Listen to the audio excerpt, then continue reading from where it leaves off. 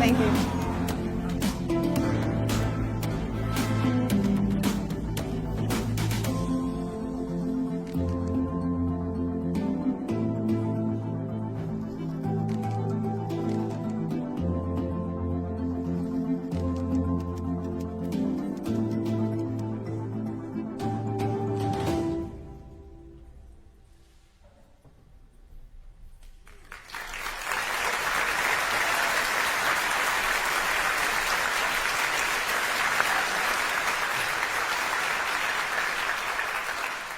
Good morning.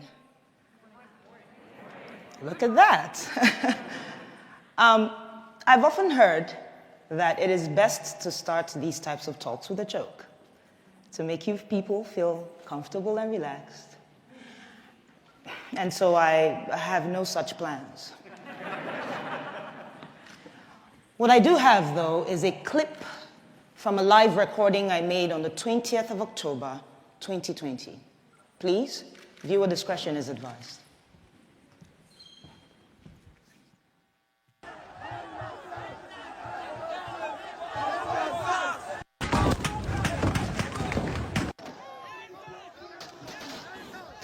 They're shooting us! They're shooting people! Oh my goodness! What's your name? See somebody else. Everybody look at this. These are the bullets that were falling by our side, that were dodging bullets. My name is Obianuju Catherine Ude. Don't worry, you can call me DJ Switch. I'm from Enugu State, which is in the southeast region of Nigeria. For years, young Nigerians like myself with interesting hairstyles, ripped jeans, iPhones, nice cars, have been harassed, extorted, illegally detained, tortured, raped, and killed by the Nigerian police, specifically a unit of the Nigerian police called SARS. SARS stands for Special Anti-Robbery Squad, and trust me, they truly are a special bunch. A special breed of armed robbers in uniform. A special group and gang of rapists with a badge. A special crowd of murderers with a license to carry a gun. For as long as I can remember, we begged and petitioned the Nigerian government to put an end to this corrupt unit. And to their credit, they complied, or at least it seemed like they complied. First, with the disbandment of SARS in 2016, then again in 2017, 2018, 2019. I know it's an abusive relationship. 2020, and I know we all won't be forgetting 2020 in a hurry. As the coronavirus ravaged the globe, back home in Nigeria, we were more afraid of another type of virus, SARS. On the 3rd of October, a video surfaced online where SARS officers shot a young man and fled with his Lexus SUV. We were outraged. But this was followed by the gunning down of an up-and-coming Nigerian musician. I'm a musician. Could have been me. At this point, the hashtag #EndSARS was trending all over the world. And thanks to Nigeria's biggest celebrities and artists, influencers who said, enough is enough, it is time we speak up.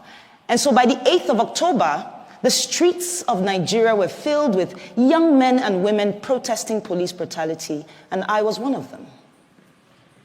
But it is the 20th of October, 2020, that has brought me here today. On that very horrible day, the Nigerian army, sanctioned by the Nigerian government, stormed the Lekki toll gate, and this is a major roadway in Lagos State, by the way. No warning, no dialogue. Soldiers opened fire on unarmed, peaceful protesters with live ammunition. We cried, we braced, and we started to sing the National Anthem, just with the hopes that They recognized we're not their enemy. It made no difference. As I laid on the floor, I remember a young man, he just jumped on top of my body and he was screaming, "Cover her, cover her." I couldn't really make sense of what the whole thing was about. He was struck by a bullet on his lower back.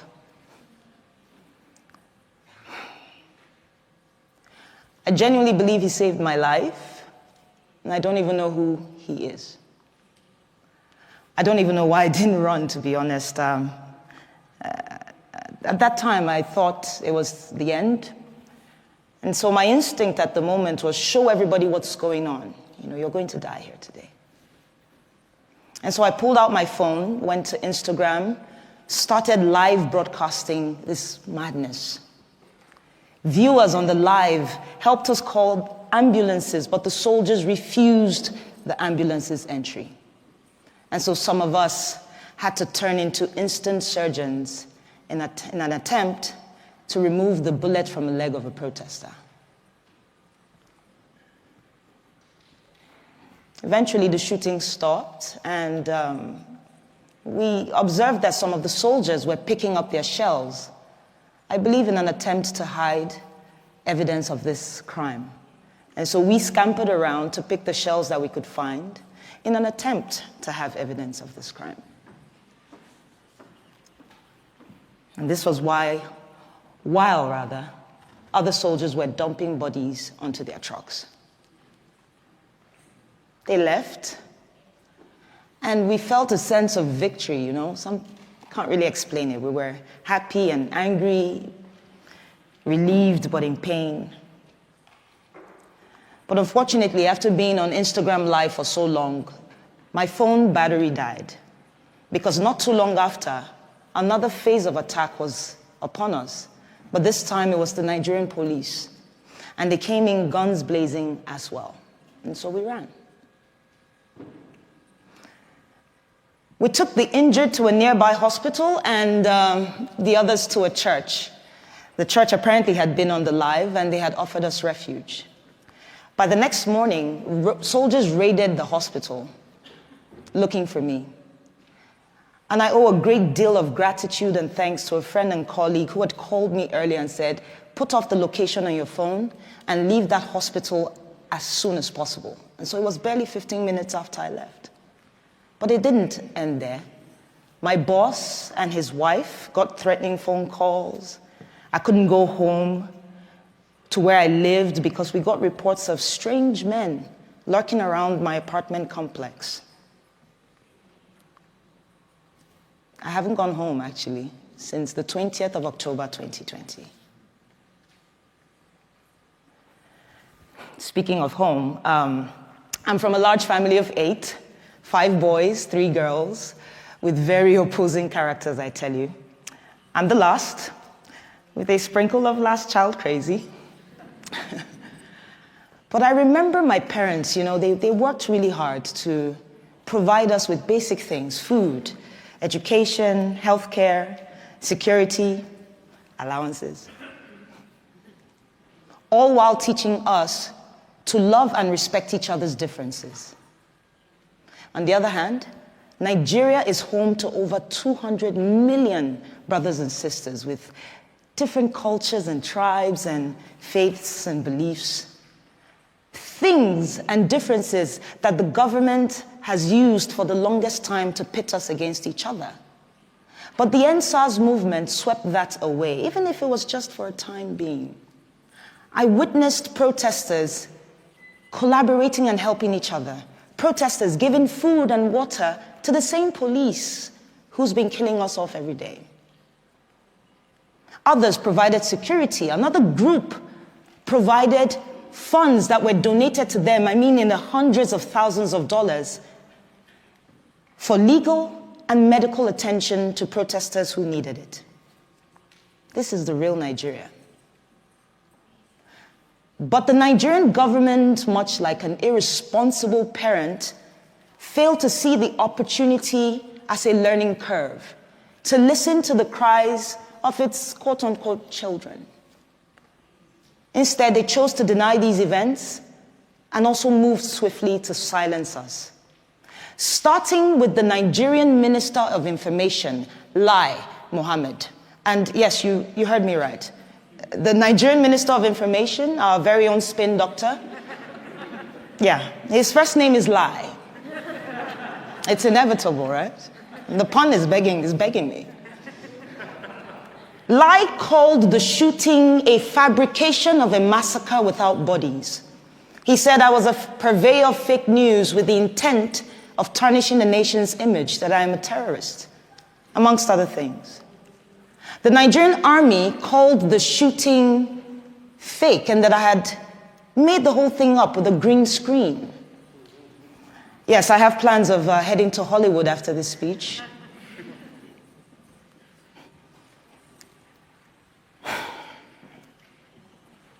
You know, 15 people died on the 20th of October, and not a single government official, police, or army personnel has been brought to book. 15, at least, all while singing the National Anthem. As an artist and a DJ, I listen to music a lot, all the time. And I'm reminded of the legend, the artist, Fela Anikulapo Kuti. He was known for speaking truth to power with his art. And I'm reminded of his 1977 song titled Zombie. Here, Fela likens the Nigerian military to mindless zombies following idiotic orders. It was relevant then, it is relevant today, and it most likely will be relevant tomorrow, in the future. The same future that they say is in the hands of the leaders of tomorrow. But what we have tomorrow are recycled leaders of today who have failed to provide an enabling environment for young leaders to thrive and contribute. No, but they chose instead to kill us all off, one by one. This might sound outrageous to you, and you might wonder why. And I'll tell you. Our leaders are afraid. It's as simple as that. They're afraid of a thinking, an innovative, a collaborative, and a working Nigeria. They're afraid of every young Nigerian who, against all odds, have made it for themselves. They are afraid of a me, the coconut head generation, as we like to call ourselves. We're hard-headed, we're not easily deceived by propaganda, and we stand up to our oppressors. And while we may not do this all the time because wahala no dey finish, as we like to say back home, I think there's a Nigerian in the crowd. Well, what it means, though, is that the problems never end. And while I understand that we have to take a break to put food on the table, to at least secure our mental health, know this. Corruption, tyranny, abuse of power do not go on a break. And so today I'm choosing to use my voice and my talent to push for the things that we ought to have. And I want to ask you all, these fine people, to please join me and support my vision for promoting democracy, human rights values, and equality through arts. Thank you so much for your time.